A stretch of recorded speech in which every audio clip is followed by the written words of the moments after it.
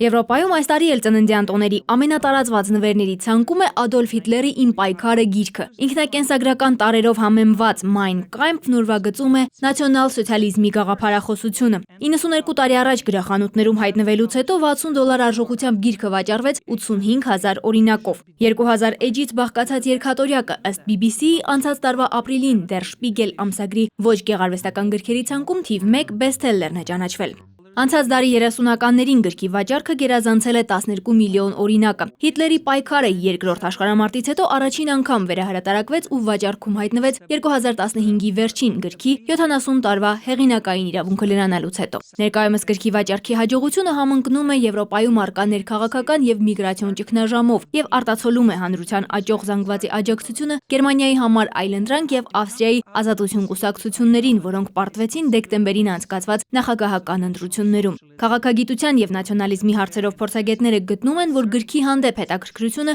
գուցե ինչ-որ կերպ պայմանավորված է Եվրոպայի միգրացիոն ճգնաժամով ու աճող ազգայնամոլական դրսևորումներով, սակայն հետաքրքրությունը հիմնականում գիտական բնույթ ունի եւ գրքում արտացոլված գաղափարները չեն վայելում հասարակության լայն զանգվածների աջակցությունը։ Մարիաննա Դանիելյան, ժամը լրատվական։